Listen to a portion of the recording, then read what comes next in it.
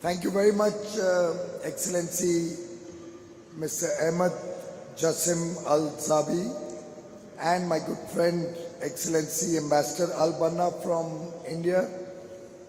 Of course, he's the UAE ambassador to India, but I think we've given him honorary citizenship in India now.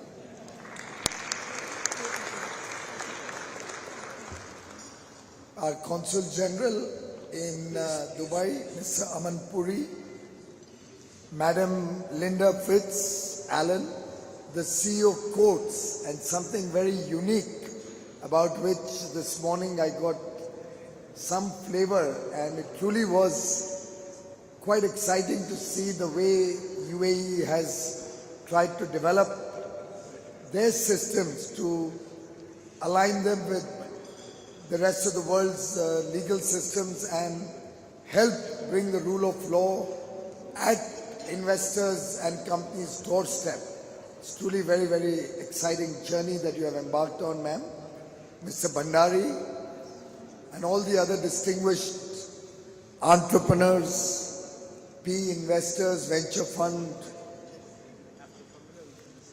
and well-wishers of the startup ecosystem, both from the UAE and India. At the outset, my sincerest apologies for not being able to join you in time for the lunch and for the earlier part of the engagement. But we got into a very, very engrossing conversation about the huge potential of the UAE-India engagement with His Excellency Sheikh Hamid, my counterpart in the UAE. And I had a difficult choice to make between sacrificing that discussion and sacrificing my time with all of you. I chose to sacrifice the time with you, and only for a simple reason, that I believe the success story that is there in front of us is because the government has stayed out of your hair and not interfered in your work.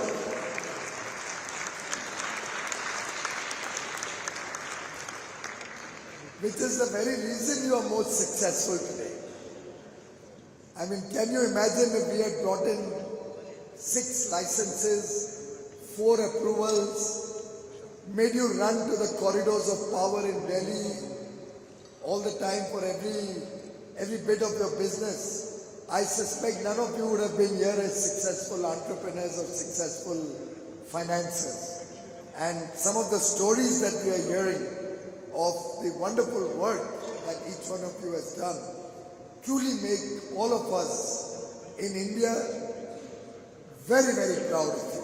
And a big, big thank you to all of you who have been the torchbearers of India's startup ecosystem, and my best wishes in your engagement with the UAE companies, with investors from the UAE, with young entrepreneurs from the UAE who would like to look at engaging with you, expanding your businesses in the UAE and the business of UAE startups into India.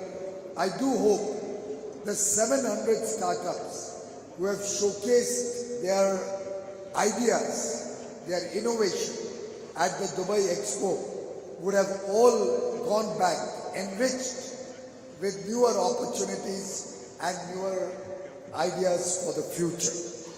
I'm sure going forward, this action between the UAE and India, particularly on innovation, on the future technologies that are going to power growth and development both of businesses and also make life easier and simpler for our people, will take new wings as we go forward from here.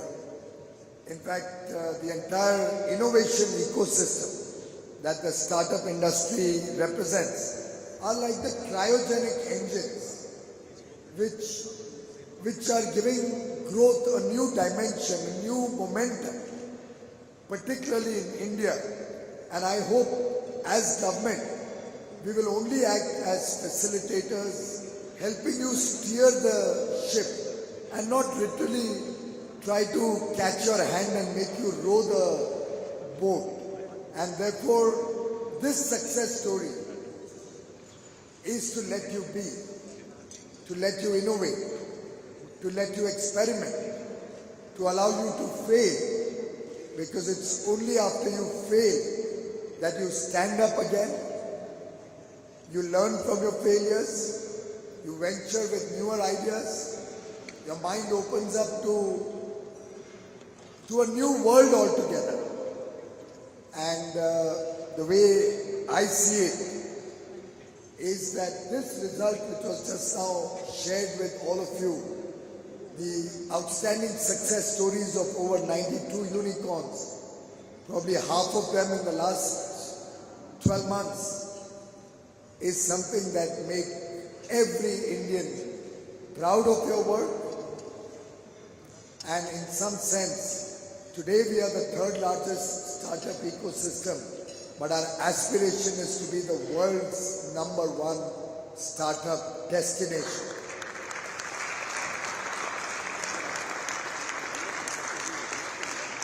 And ladies and gentlemen, the needle is moving from the once upon a time question of why India.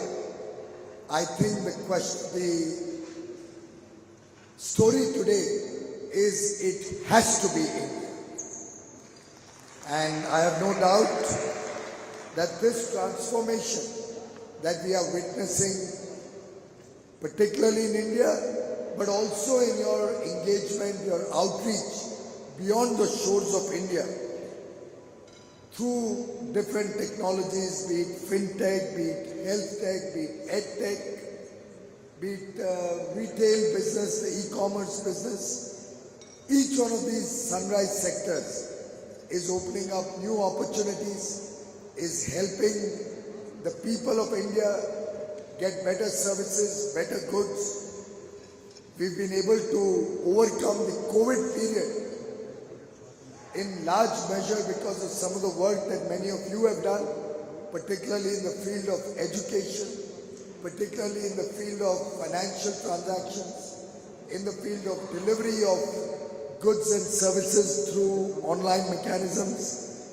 Our farmers today are benefiting significantly from our agri-tech startups, be it the collective availability of services, be it the availability of knowledge to help them plan their sowing better, to help them plan their produce better, to help them market what they produce better.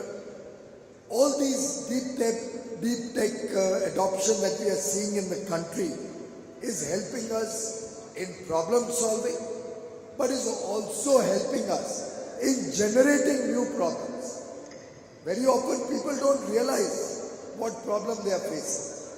I mean, I'll give you a simple example. There are many, let's take the farming sector, who would not have appreciated that the way they are consuming water today is actually a problem. It's not something to be very happy or satisfied about, that I have adequate availability of water, therefore I can consume that water. Or if I have availability of free power, I can just consume that free power. On the face of it, it looks like a problem solved. But a startup entrepreneur will look at it as a huge problem for the future, will educate our farmer and help him come up with a solution.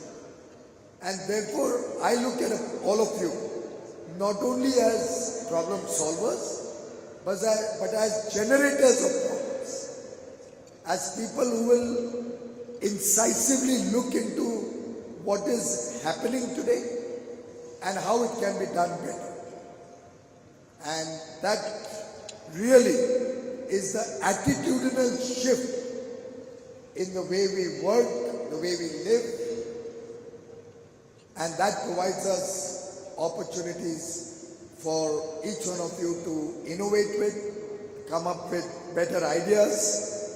As the Prime Minister had said, it's the day and age today is one of information technology and Indian talent, IT plus IT, giving us the India of tomorrow, a powerful, strong, dynamic India that engages with the rest of the world from a position of strength, a self-confident India that knows it can provide for its 1.3 billion people, but also become an engine of growth for the rest of the world, and an India that believes in the power of new ideas, but also is very sensitive to the less developed world, to the developing nations' needs, and therefore wishes to engage with the marginalized sections of society,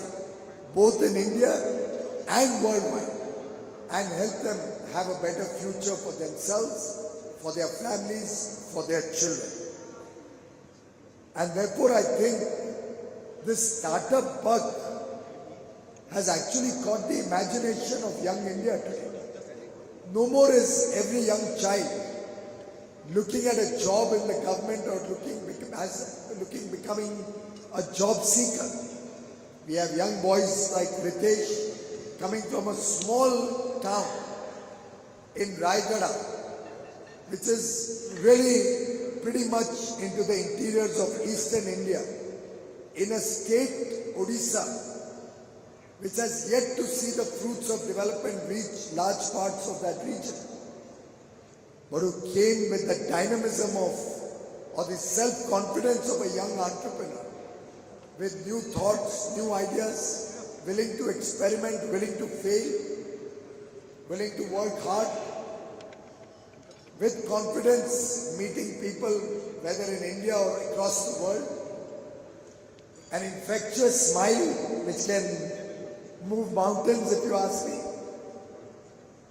and today makes every young boy or girl in India aspire for greater things. We are still discussing unicorns. I'm told it was coined somewhere in 2013 by Eileen Lee, the founder of a US-based seed stage venture capital firm. But I think India today wants to move on. We are looking at decathlons, and I do hope in the days ahead we can look at a hectathon coming out of India. And that's the aspirational India that we are all a part of, that we are all engaged with, that we all truly believe will make the world look up to India in the future. We have many, many examples of successful startups, but we have at least 100x more in different parts of India, tier 2, tier 3 cities, towns. Many unsung heroes, many who have not yet got an opportunity. And I would urge all of you from the startup world, particularly those engaged in financing, to make a serious outreach into the lesser known parts of India. There are some very good pickings there, there are some very good opportunities for you to pick up from there, some very good opportunities which will give you returns, the likes of which you would never have imagined. Because many of them come from ideas from the grassroots. They come with experience of day-to-day life in villages, in small towns, where India really lives. It's often said India lives in the villages. A large part of India lives in the villages. A large part of India in the cities comes from the villages. They have families back home. And therefore these young boys and girls from the interiors of India very often they really know the pulse of the problem. And I would urge all of you to go that extra mile, have an outreach program, and I would urge the government and my department to act as a facilitator to help them mentor some of these young boys and girls, to help them handhold these young entrepreneurs and take the startup and innovation story to all the remote parts, the northeastern parts, the eastern India where development has yet to take wings. Government on its part is trying to create a robust ecosystem in which you can flourish. This afternoon, my colleague Ms. Anil Agarwal was sharing with me a few issues on which we still need to move an extra mile to make the startup ecosystem more attractive and also ensure that you stay back in India. Some of you have also, while of course when you expand overseas, I'm very happy, but I'm not very happy when some of you choose to go out of the country and look at listing unless it's a very attractive economic proposition.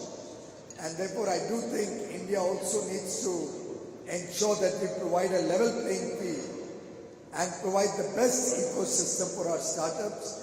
Mr. Anil Agarwal has promised to give me a paper and work on what more needs to be done.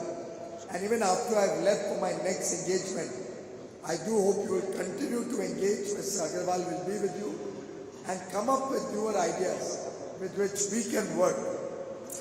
Again, to assist you, to act as a facilitator and not become a detriment or a roadblock to the wonderful work that each one of you is carrying out in India and around the world.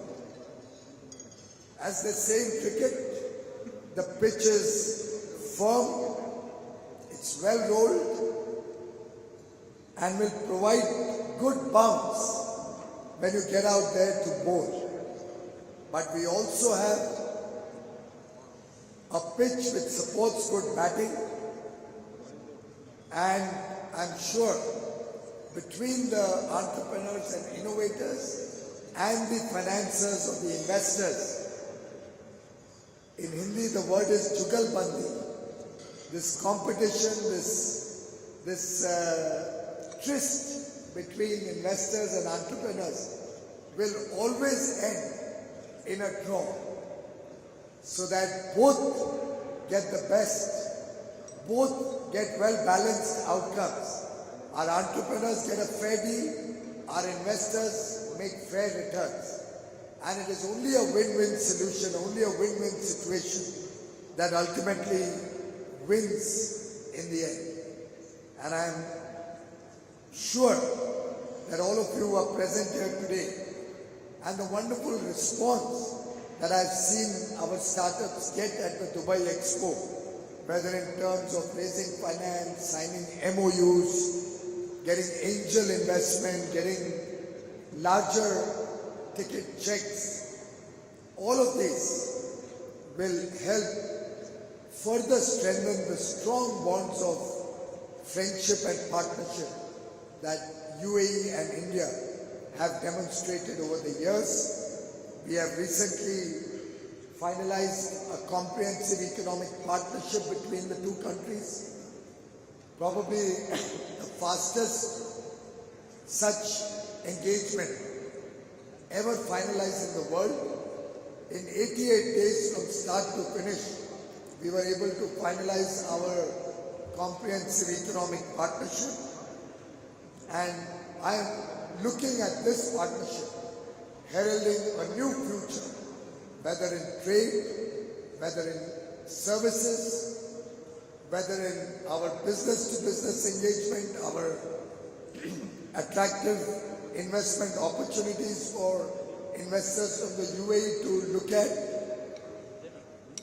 We are looking at greater partnership in technologies, and I can assure you that Sheikh Hamid and I today have discussed taking this partnership to much greater levels, heights in the years to come, in the months to come, be it in the field of sustainability, be it in the fields of space technology and aerospace, be it in terms of connectivity or artificial intelligence or greater thrust on emerging technologies like data analytics, 5G, which is now the metaverse, Web3, all of these are areas where India has talent, the UAE has talent. We both can work together, we both can leverage each other's offerings and expertise. And in my words, our investable surplus. The UAE has huge investable surplus in terms of investment ability. India has a huge market which makes that investment an attractive destination. And therefore we are not in competition with each other, rather we complement each other. We are natural partners, and this brotherhood between the UAE and India will create many, many more billion-dollar opportunities which will help change the lives of the people of the UAE and India through greater innovation and greater degree of technology adoption. As Ritesh also mentioned, we are in our 75th year of independence. The UAE is also celebrated the year of 50. I think it's an appropriate time to further this bond of friendship and brotherhood, further expand this engagement, and as we prepare ourselves for India in 2047, when we will celebrate 100 years of independence, we see India as a prosperous nation. We see India that takes prosperity to every village, every nook and corner of India. We see India that will have 1.5 billion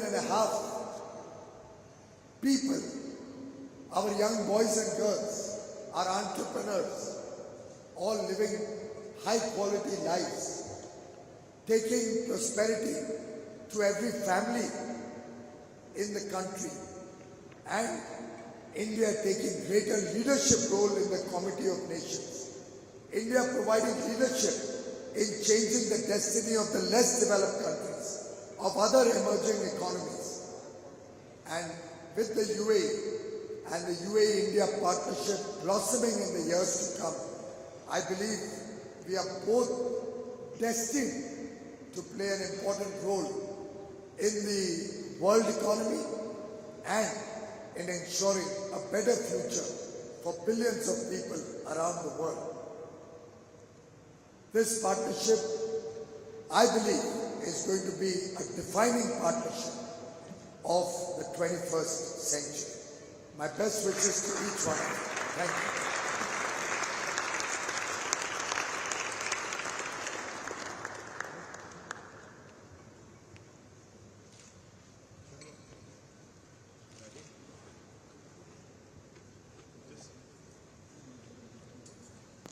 Thank you very much, sir. May I now request all the delegates for a quick photo opportunity. Please come quickly, very quickly, please. And after the minister